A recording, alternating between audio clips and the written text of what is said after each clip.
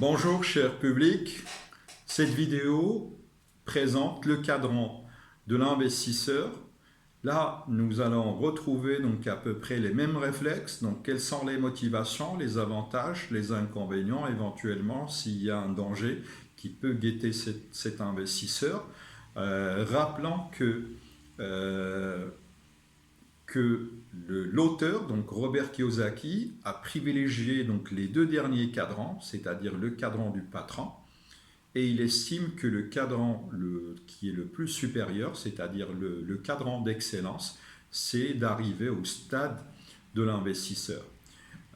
Arriver au stade de l'investisseur, c'est quelque chose d'excellent, c'est quelque chose, je dirais, fortement souhaité. Pourquoi? Parce que vous allez tout simplement gagner plusieurs avantages. Donc les avantages du patron, donc vous allez gagner la sécurité financière, vous allez gagner la liberté d'action que certains patrons n'ont pas, et vous aurez un troisième avantage, c'est que vous allez faire travailler l'argent pour vous-même. Donc c'est pas l'inverse, donc vous n'allez pas travailler pour l'argent, vous allez faire travailler l'argent pour ramener donc de l'argent. Donc voilà pourquoi les investisseurs font de l'argent avec de l'argent, d'accord? Donc un investisseur, la matière première qu'il confectionne, qu'il travaille, qu'il façonne, qu'il produit au grand jour et qu'il vend, donc c'est essentiellement de l'argent. Les investisseurs les investisseurs investissent en bourse en achetant des actions ou d'autres titres financiers. Ils interviennent aussi par rapport à certains marchés, donc marché des matières premières, de la devise, etc., ou dans l'immobilier en faisant l'acquisition de biens physiques ou papier, principalement à crédit pour bénéficier d'un effet de levier.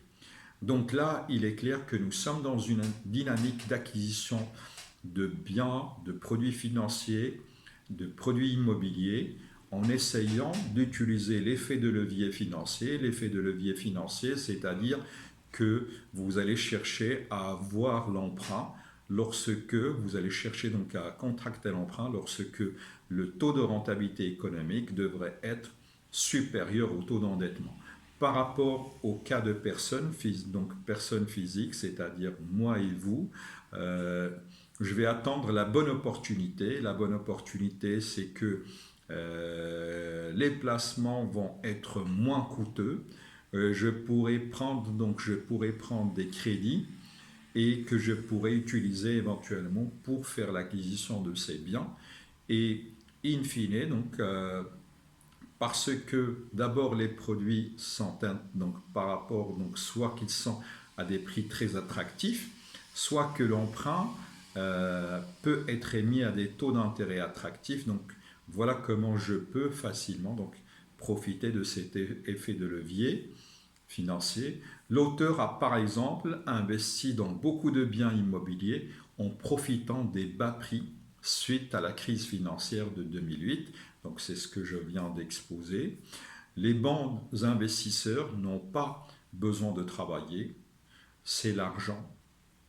Donc c'est l'argent qui va le faire à leur place, car l'argent le fait pour eux. Plus ils investissent, plus ils auront de l'argent et plus ils pourront investir à nouveau.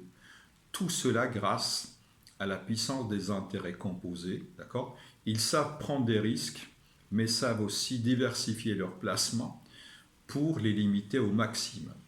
Donc là, il est clair que la mentalité que je vais avoir lorsque je vais raisonner par rapport à un investisseur, c'est-à-dire que là, comme je vais jouer avec de l'argent, j'ai intérêt à me procurer de l'argent dans des conditions favorables, c'est-à-dire dans des conditions qui vont être exemplaires, c'est-à-dire dans lesquelles cet argent va être moins coûteux, et je devrais l'utiliser pour acquérir des biens qui sont présentés à des prix attractifs ou des prix qui sont suffisamment bas et que j'ai besoin éventuellement d'identifier quelle serait l'évolution future de ces biens.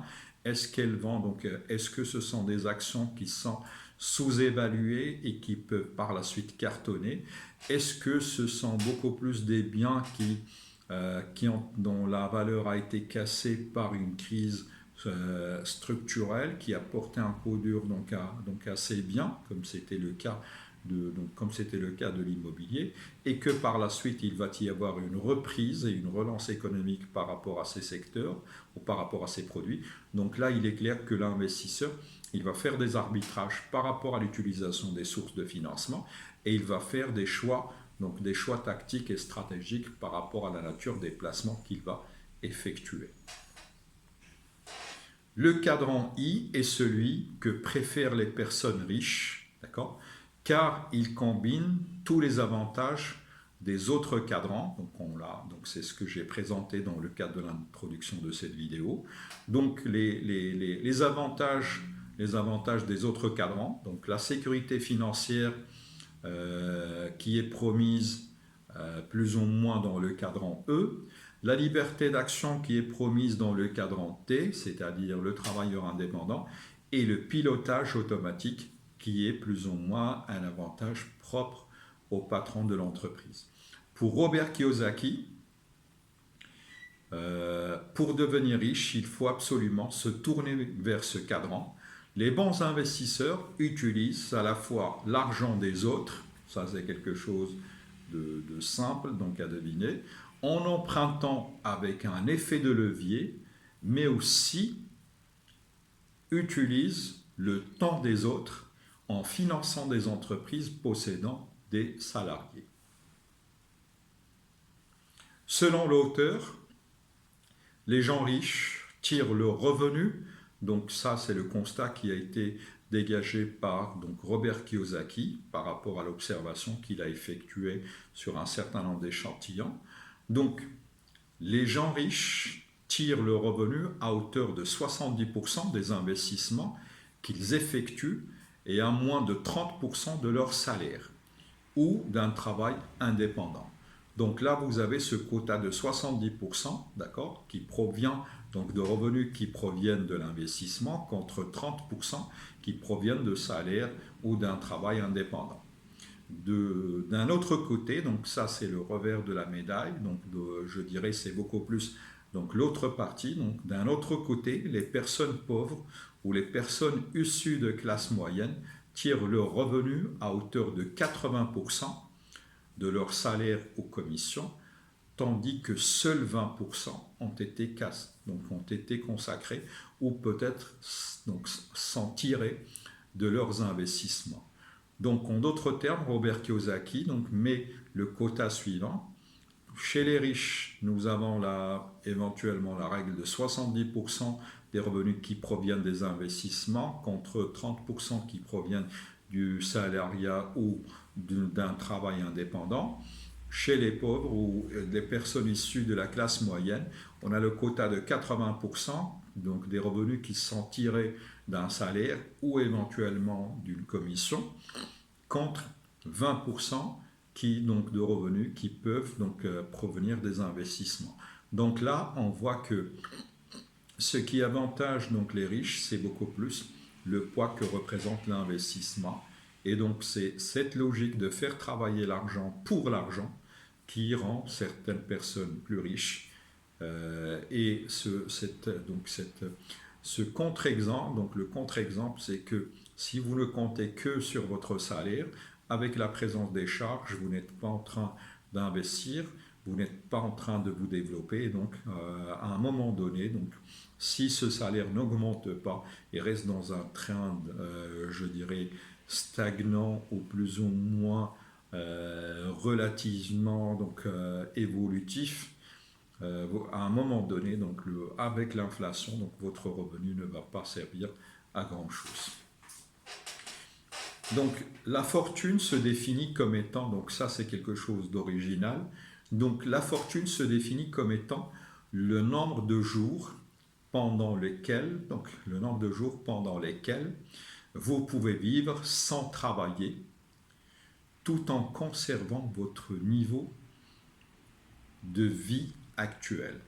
Donc, il est clair que dans cette définition, nous ne retrouvons pas une sommation donc, par rapport à des dollars, par rapport éventuellement à l'euro, par rapport au dirham.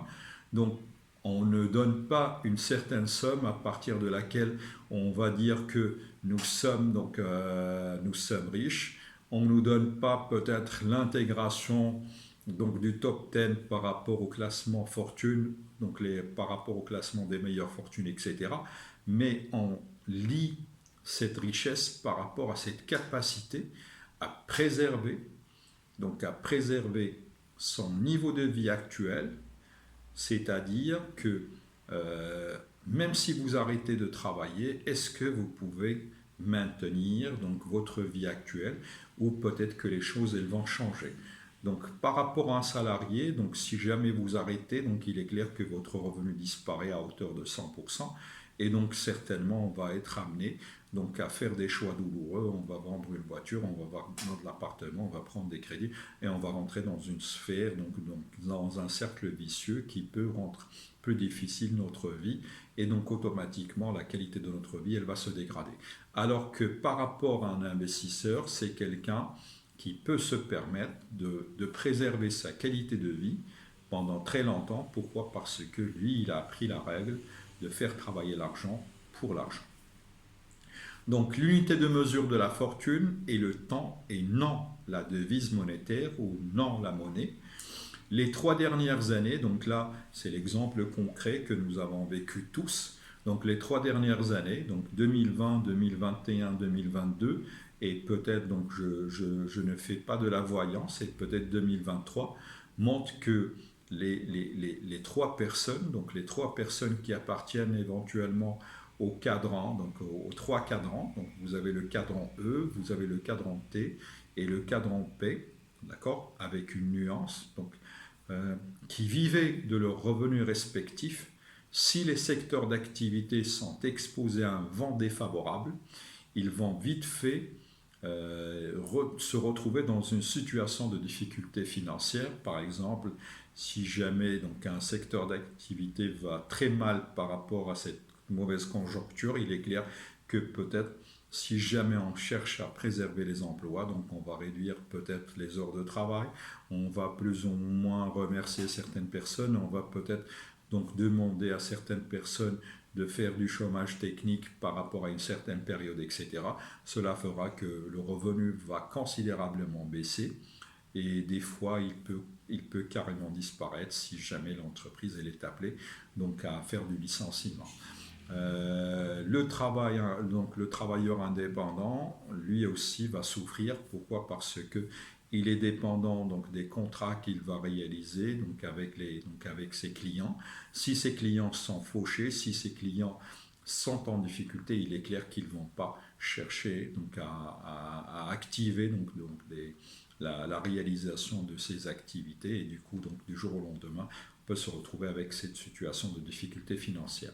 Également donc un patron d'entreprise qui peut être aussi talentueux qu'il soit, peut-être qu'il n'a pas su préparer l'agilité organisationnelle, il n'a pas su prévaloir donc la résilience économique et financière, ou peut-être tout simplement il n'a pas préparé donc son entreprise à un scénario aussi catastrophique que ces 3 dernières années. Du jour au lendemain, il peut se retrouver donc dans la banqueroute ou éventuellement dans une situation de difficulté financière. Par contre, l'investisseur, qui a su diversifier ses placements, peut toujours espérer préserver son niveau de vie actuel et même prospérer vu qu'il a diversifié ses placements. Donc là, ce que je comprends avec donc, les développements donc, qui ont été faits par Robert Kiyosaki et de par les réflexes du financier qu'on nous a appris et qu'on nous a inculqués, c'est que l'investisseur il a l'avantage de pouvoir jouer avec de l'argent. Et donc ce jeu avec l'argent va lui permettre plus ou moins de repérer plusieurs opportunités et de faire des placements sur ces plusieurs opportunités. Pourquoi il a intérêt à diversifier ces différents placements? Parce qu'il sait que du jour au lendemain, certains secteurs peuvent être affectés, donc de manière positive, négative. Je pourrais avoir des situations donc, de crise, je pourrais avoir des conflits qui peuvent du jour au lendemain éclater, je peux avoir la géopolitique qui peut devenir menaçante, je peux avoir des changements donc, significatifs qui peuvent impacter donc, l'évolution du secteur d'activité. Donc j'ai intérêt à ce que je puisse faire cette diversification. Et quand je vais m'orienter vers cette diversification du placement, il est clair que je suis en train de diversifier le risque et donc je suis aussi en train de diversifier le revenu. Et donc avec cette logique de diversification, je peux préserver plus ou moins un rendement satisfaisant donc, de par les placements que je vais effectuer. Plus vous pouvez vivre votre vie actuelle sans devoir travailler et plus vous êtes fortuné. Ce n'est donc pas la quantité d'argent, ça c'est quelque chose de fondamental, ce n'est pas donc la quantité d'argent que l'on gagne qui compte, mais bien celle que l'on garde et génère grâce à un investissement. Donc là, on n'est plus dans le quantitatif, on est beaucoup plus dans le qualitatif. Pourquoi? Parce que la quantité d'argent que l'on gagne ne compte absolument pas. Ce qui est intéressant, c'est que combien nous réussirons à garder, à préserver, et quelle est la quantité d'argent qu'on va générer grâce aux investissements qu'on va mettre en place. Donc si son épouse Kim, donc on est en train de parler de l'auteur, si son épouse Kim et lui-même sont devenus millionnaires en 1989, ce n'est que 5 ans plus tard qu'ils ont acquis suffisamment de biens pour ne plus devoir travailler. Ils étaient devenus financièrement libres. Leurs entreprises qui tournaient en mode pilotage automatique généraient suffisamment d'argent, donc cash flow, pour prendre leur retraite. Un bon investisseur n'investit pas uniquement dans l'argent, il le fait aussi dans son éducation. Donc on est en train de parler d'investissement sur soi ou d'investissement en soi pour rester au goût du jour, c'est-à-dire pour rester dans la tendance, pour que vous puissiez rester à la page, pour que vous puissiez rester dans la course et générer encore plus de revenus. Il investit également dans sa famille en jouissant avec elle de moments de qualité et en la soutenant donc, en cas de besoin. Plus votre entourage va être prospère, plus vous allez devenir aussi prospère et plus vous pouvez compter sur cette énergie positive et ce portage vers l'excellence. Ma vidéo touche à sa fin et je vous donne rendez-vous par rapport à une nouvelle vidéo qui va porter sur le thème comment je peux apprendre à devenir un P ou I. D'accord? Donc, prochaine vidéo, apprendre à devenir P ou un I, donc apprendre à devenir un patron ou un investisseur. Ma vidéo touche à sa fin et je vous donne rendez-vous dans la prochaine vidéo. Merci de votre attention.